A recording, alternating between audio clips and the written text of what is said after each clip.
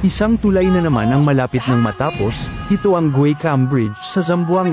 Okay mga kaibigan, so another fake news, misinformation as promised, ito na po ang pangatlong nagagawa natin na fake news na galing sa kabilang bakod o galing sa administrasyon na isang vlogger na nagngangalang Pilipinas Patroller.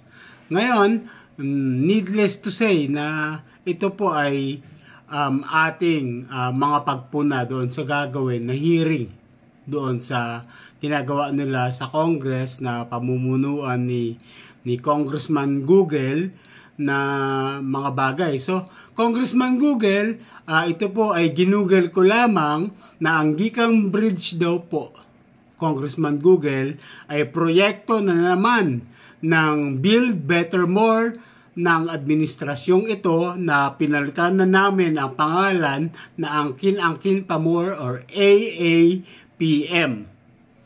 Total, mahilig naman mag-angkin ang administrasyong ito. Again, ang question ko sa inyong tri-committee na hearing, nakakupalan, kagaguhan at kasinungalingan na wala namang gagawin kung hindi patahimikin lamang ang mga kagaya naming mga nasa side ng mga Duterte pagdating sa way of vlogging. So, ito po, another, pangalawa na tong strike kay Pilipinas Patroller. Patatawag niyo po ba ito? Because again, this is a clear case of misinformation, fake news na ang Gicam Bridge ay proyekto ng Angkin Pa More ng administrasyong ito. So magkaliduman lang po tayo. May napanood na po na naman akong replay ng vlog ni Ma'am Attorney Trixie Cruz Angeles at yung first batch di umano ng mga vloggers ay pinatawag na.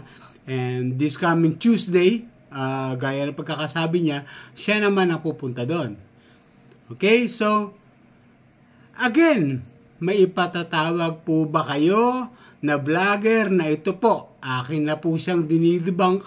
Tinutulungan ko po kayo upang kayo po ay hindi na mahirapan dahil sa opening speech kanina ni Congressman Google, hirap na hirap siyang i-justify kung ano ba talaga ang kanilang gustong gawin sa TRICOM hearing na ito.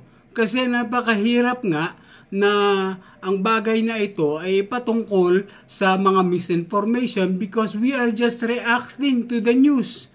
Just like this one. So, Congressman Google, ano ba talaga ang gusto niyong papuntahan? So mga kababayan, lastly, gusto ko lang sabihin, wala po itong pinagkaiba sa mga issues na gusto nilang i-connect lahat sa mga Duterte. Okay? Pogo, drugs, ayan daw po ang nagpapatakbo sa aming mga Duterte supporters.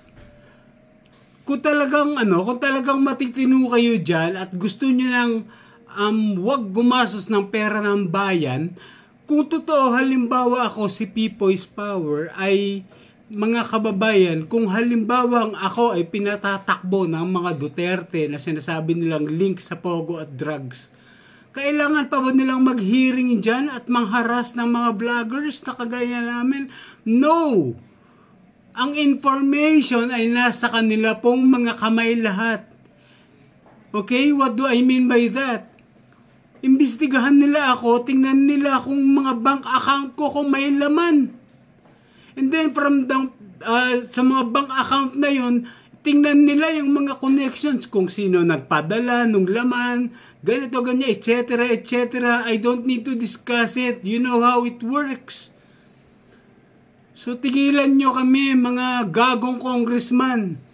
May nabanggit ka pa Dan Fernandez na yung tungkol na naman sa mga pagmumura, sa mga putang ina. Again, nagpapasasa kayo sa buwis ng bayan na hindi namin kayo pwedeng murahin.